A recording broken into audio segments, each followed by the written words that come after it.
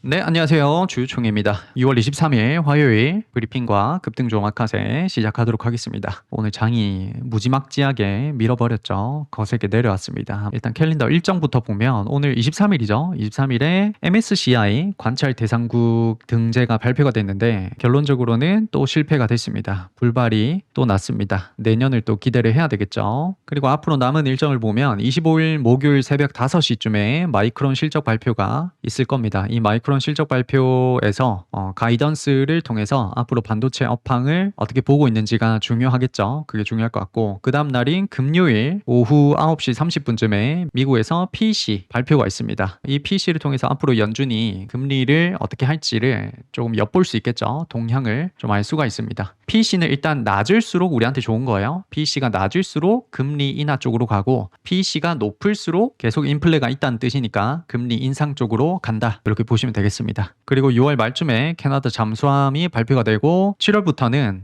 우리가 며칠 전부터 계속 살펴봤던 연기금 리밸런싱이 예정이 되어 있습니다. 지금도 사실은 계속 팔고 있죠. 이게 7월 가가지고 매도 폭탄이 쏟아지는 게 아니고 지금도 야금야금 계속해서 연기금은 팔고 있습니다. 그것 때문에 시장이 좀 강하게 떨어지는 것도 있죠. 외국인이랑 겹쳐서. 이렇게 일정은 마무리하고 지수 체크 먼저 하고 가면 나스닥은 어제 마이너스 1.32% 정도 하락을 하고 S&P 500은 마이너스 0.37% 정도 하락을 했습니다. 나스닥이 어제 이렇게 크게 하락을 한 거는 기술주들이 많이 하락을 했죠. 많이 하락을 하고 또 스페이스X 같은 애들이 크게 하락을 했어요. 여기 보시면 마이너스 16%나 어제 찍어버렸죠. 뭐 앞으로 오픈 AI라든지 엔스로픽도 다 이렇게 상장을 하게 될 텐데 그때 며칠 이렇게 또 오르다가 또 강하게 내리겠죠. 그리고 코스피는 오늘 마이너스 9.9% 대략 마이너스 10%를 찍어버리고 그냥 쭉 밀어버렸죠. 분봉을 보면 장 끝까지 그냥 밀어버렸습니다. 코스닥도 오늘 마이너스 대략 8%까지 내려오면서 양대지수 모두 그냥 싹 다 밀어버렸습니다. 시총창을 한번 켜서 보면 코스피 200 안에서 살아남은 종목을 한번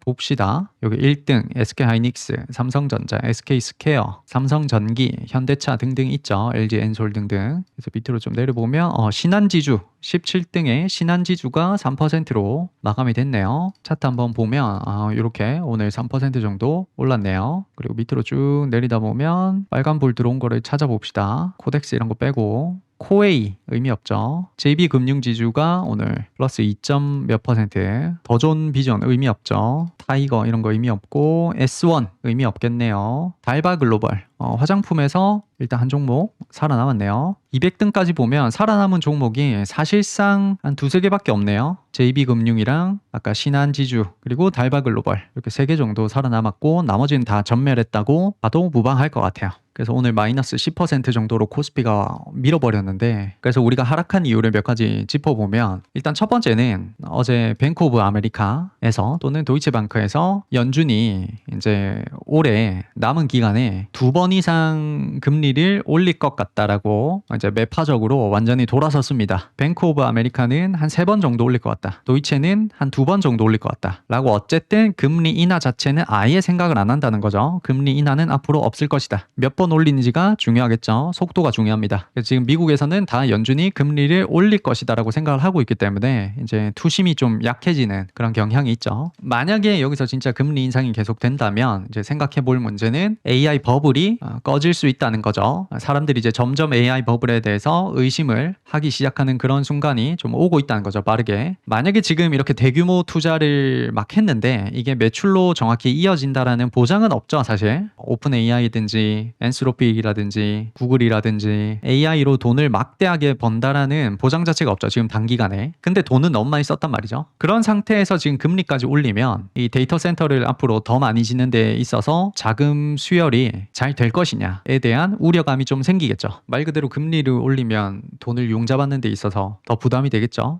그런 부분에서 이제 개인 투자자들이 의심이 점점 증폭이 되는 겁니다. AI 진짜 이걸로 돈 벌 수 있는 거 맞아? 지금 뭐 오픈 AI, 마이크로소프트, 구글, 엔스로픽 얘들 다 사기치는 거 아니야? 생각보다 돈을 못 버는데 주가는 너무 많이 올라간 거 아니야? 이제 그런 의심들이 계속 증폭되기 시작하는 거죠, 점점. 그렇게 되면 어느 순간에 실제로 AI 기업들이 생각보다 돈을 못 버는구나가 밝혀지는 순간 이제 버블이 팍 꺾이기 시작하는 거죠, 이렇게. 그런 의심들이 이제 생기기 시작한다. 왜? 금리가 올라갈 확률이 높으니까. 여러 가지 의심들이 증폭이 되는 거죠. 그리고 세 번째 이유로는 어제 우리가 살펴봤듯이 이제 삼전 닉스의 이 레버리지 상품 때문에 쏠림 현상이 너무 심했죠. 여기에 대한 우려가 좀 있었고, 그리고 신용잔고가 지금 역대 최고치입니다. 올해 1월부터 해서 가파르게 지금 상승을 하고 있죠. 최신 자료로는 한 38.5조 원 정도가 지금 신용잔고로 쌓여 있습니다. 말 그대로 B2죠, B2. B2가 이만큼 지금 쌓여 있습니다. 우리나라 생기고 나서 역대 최고치를 달성을 하고 있죠. 이런 것도 이제 우려감이 있고,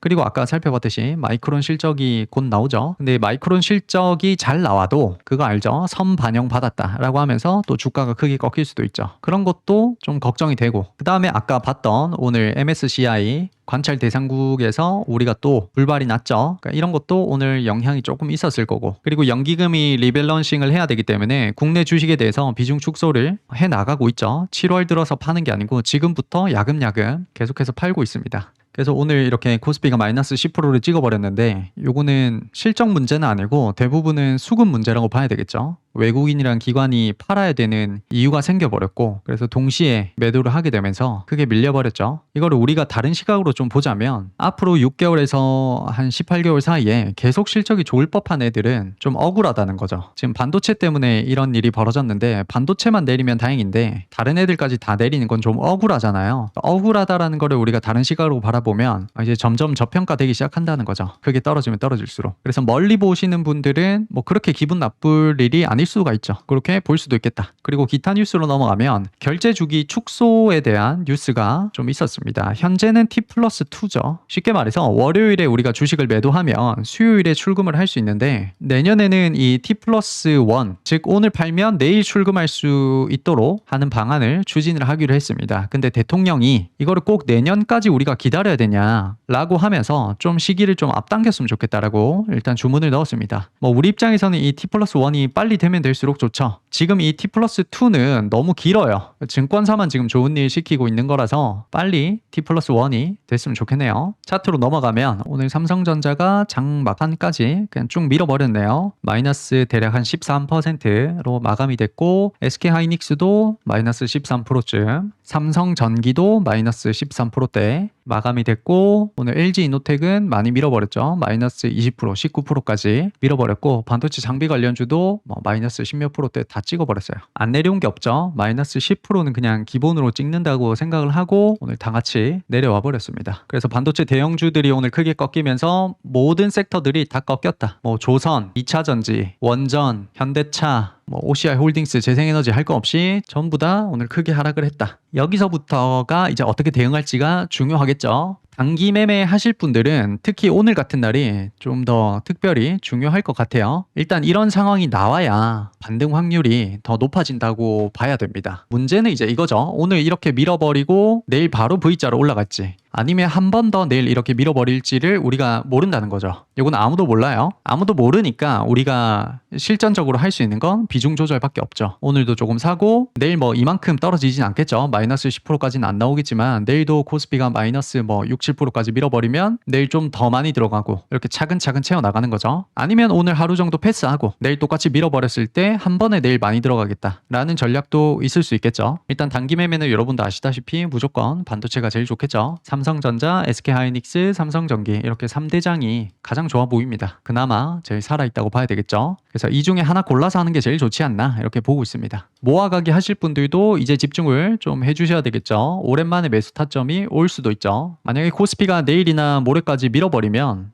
두 번 정도 음봉이 더 나올 수도 있고, 밀어버리면 그때 원래 모아가려던 계획 그대로 채워나가시면 될 것 같습니다. 모아가기 하실 때는 한 6개월에서 18개월 정도 뒤를 보고 그때도 좋을 법한 애들을 위주로 해서 모아가셔야 되겠죠. 지금으로서는 뭐 원전이라든지 아니면 현대차 로봇 쪽이 가장 이 시장에서 기대를 많이 하고 있지 않나 이렇게 보여집니다. 일반 투자자들 입장에서는 원전, 현대차 로봇 딱 그 키워드만 들어도 어때요? 약간 폭력적이죠? 뭔가 자극이 되죠. 그래서 실제 나중에 반도체가 크게 꺾이고 하락장이 왔을 때 그게 다시 돌려나갈 때는 원전이나 이 현대차 그룹 쪽에서 좀 부각을 많이 받을 확률이 높다고 보여집니다. 그래서 뭐 두에빌이라든지 현대모비스, 현대오토에버 정도를 보고 있는데 내일 만약에 다시 한 번 더 오늘처럼 이렇게 밀어버리면 이제 반등 타이밍이 거의 다 왔다. 뭐 바로 내일 밀어버릴 수도 있고 아니면 내일부터는 찔끔찔끔 내려올 수도 있죠. 이렇게 음봉이 작게 내려왔다가 올라갈 수도 있고 그거는 우리가 알 수가 없습니다. 어쨌든 오늘 같은 상황이 연달아서 자주 나올수록 반등 확률이 높아지고 있는 건 맞다 정도로 보시면 될 것 같아요. 장중에 사야 될지 종가에 사야 될지는 그건 자기 판단이죠. 그때그때 판단해서 매수를 하셔야 됩니다. 저도 이제 내일쯤에는 이제 집중을 좀 해야 될 것 같은 그런 느낌이 좀 오네요. 그래서 오늘 총 정리를 하자면 이제 전쟁 이슈보다는 금리 쪽으로 이슈가 넘어가는 것 같다. 앞으로 연준에서 금리를 올리면 데이터 센터를 짓고 있는 하이퍼스케일러들이 앞으로 자금 수요를 우리가 어떻게 받지? 라는 부분에서 어떻게 대응하는지가 중요하다. 하이퍼스케일러들이 앞으로 금리 올라갔을 때 자금 수요를 잘 못 받는다. 또는 자금이 말라간다. 뭐 이런 뉴스들이 점점 많아지면 이제 본격적으로 하락장을 좀 대비해야 되는 순간이라고 볼 수가 있겠죠. 일종의 시그널이라고 볼 수가 있겠습니다. 그리고 두 번째는 아주 단기적인 시계열에서 본다면 오늘 같은 장세가 나왔을 때 기술적 반등을 먹을 확률이 매우 높다. 그래서 하루 이틀이나 일주일 안에 매매를 완료를 하시는 분들은 오늘 같은 장세 좀 집중을 잘 해주시고 모아가기 하시는 분들도 오늘 같은 날 집중해서 종가 매수를 하셔야 최대한 내가 싸게 살 수 있다 정도로 요약을 할 수가 있겠습니다. 여기까지 해서 6월 23일 화요일 브리핑 및 급등조 마카세 마무리하도록 하겠습니다. 양 하단에 좋아요 많이 눌러주시고 또 구독하셔서 매일매일 올라오는 브리핑 보시면서 자기 매매 접목을 시켜서 도움이 되시기를 바랍니다. 감사합니다.